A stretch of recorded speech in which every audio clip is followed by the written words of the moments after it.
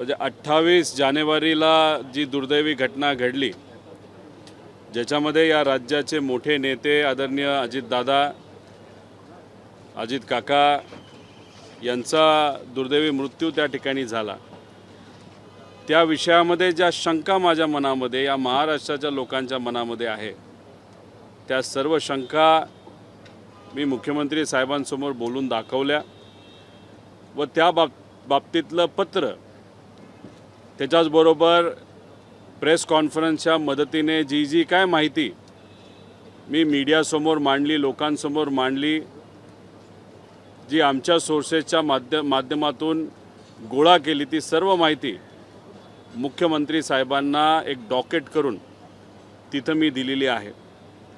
आज भेट घेण्याचं कारण म्हणजे मी माझा लढा कसा लढतोय आणि मी एकटा लढतोय असं नाही। अनेक अजितदादा प्रेमी कार्यकर्ते, पदाधिकारी, या पक्षातले, त्या पक्षातले, त्याच्याचबरोबर महाराष्ट्राची जनता आणि सोशल मीडियावर सामान्य लोक जे व्यक्त होतात, आणि सगळ्यात महत्त्वाचं मीडियाचं सुद्धा या गोष्टीला एक बॅकअप आहे, एक सपोर्ट आहे की दादांना न्याय मिळाला पाहिजे।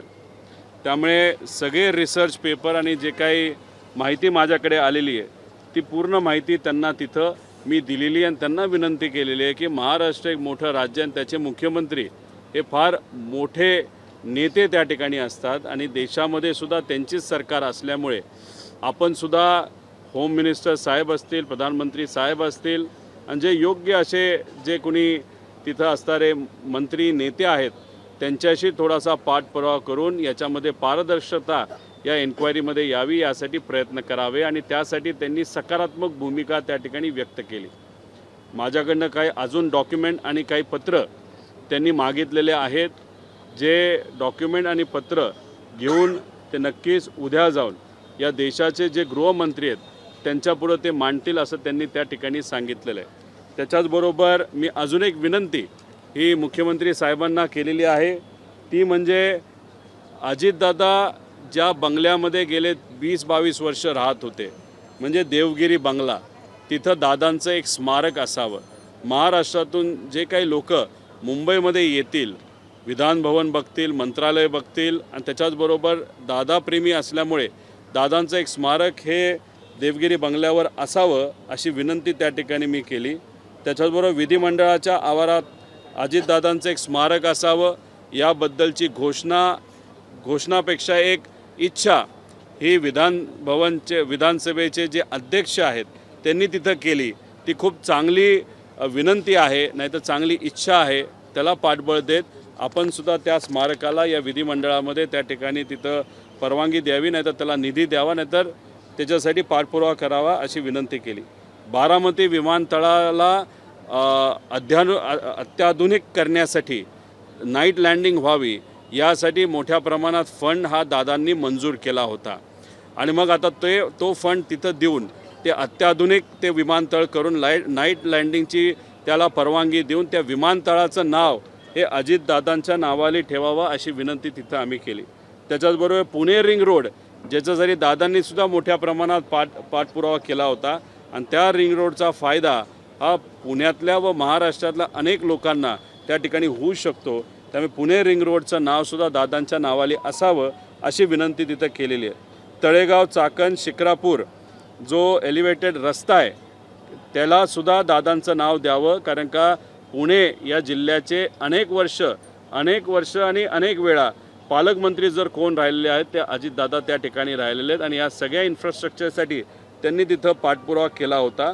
पुणे शिरूर एलिव्हेटेड रस्ता, हा रस्ता काही दिवसांपूर्वी आपण बघितला असेल की गडकरी साहेबांनी सुद्धा या गोष्टीचं त्या ठिकाणी त्यांनी रेफरन्स घेतला होता, नाहीतर त्यांनी भाषणामध्ये उल्लेख केला होता, त्यामुळे यालासुद्धा नाव दादांच्या नावाने असावं असं मी विनंती केली। आणि शेवट त्या विमानामध्ये जे इतर लोक होते, ज्याच्यामध्ये तुम्ही बघितलं असेल की त्यांचे सिक्युरिटीचे जे तिथं अधिकारी होते जाधव, त्यांचा त्याच्यामध्ये मृत्यू झाला।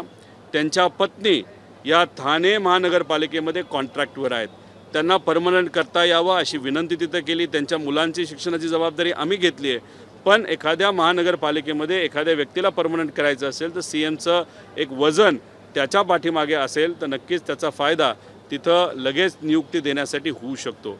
त्याच्याचबरोबर जे माळी परिवार आहे त्यांची जी मुलगी होती, ज्या फ्लाईट अटेंडंट होत्या, त्यांचा मृत्यू त्या विमान अपघातामध्ये झाला. त्यांच्या मुलाला कॉन्ट्रॅक्टवर नोकरी देण्यासाठी आम्हाला काही प्रमाणात यश आलं असलं तरी त्याला अजून जास्त पगार, कारण का त्या माळीताईचा पगार हा खूप जास्त होता, त्याच्यावर त्यांचं घर चालायचं. असं जास्त पगाराची आणि परमनंट नोकरी त्यांच्या बंधूंना, माळी परिवाराला त्या ठिकाणी मिळावी अशी विनंती तिथं केली.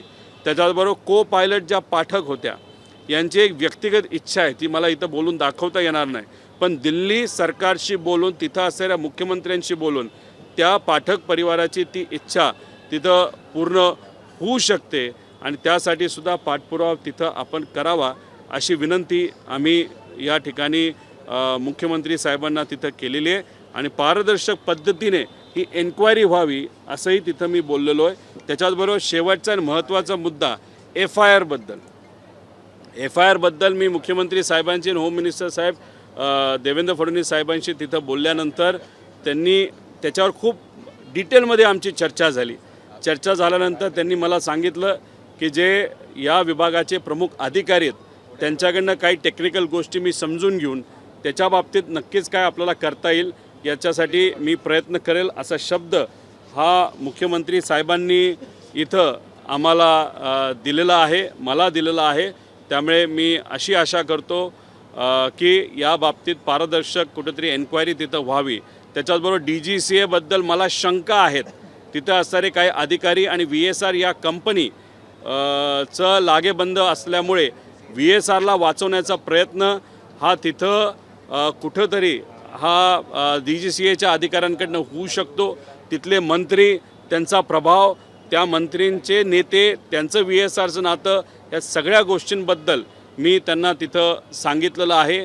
ॲरो जी कंपनी आहे ज्याच्या माध्यमातून हे विमान VSRचं देण्यात आलं त्याच्याबद्दल पण बोललो. असे बरेच डिटेलमध्ये 20 मिनटं तरी आमची चर्चा तिथं झालेली आहे. अपेक्षा करूया याच्यातून काय ना काहीतरी त्या ठिकाणी मार्ग निघेल आणि त्यांना असंही मी बोललेलो आहे, आम्ही आमचा लढा हा कुठेही राजकीय न करता सामाजिक दृष्टिकोनातून दादांना न्याय देण्यासाठी असाच आम्ही पुढं त्या ठिकाणी घेत जाऊ. त्यासाठी जिथं लागेल तिथं तुमचं सहकार्य असेल आणि जर आक्रमक पद्धतीने राज्य सरकारने या बाबतीत जर पाठपुरावा केला आणि आमच्या लढ्याला जर तिथं आमचा लढा लागलाच नाही आणि सरकारनेच हा लढा लढला तर माझ्यापेक्षा दुसरं कुणी नसेल जो आनंदी असेल. त्यामुळे त्यासाठी प्रयत्न करावे असंही त्या ठिकाणी मी बोललेलो आहे.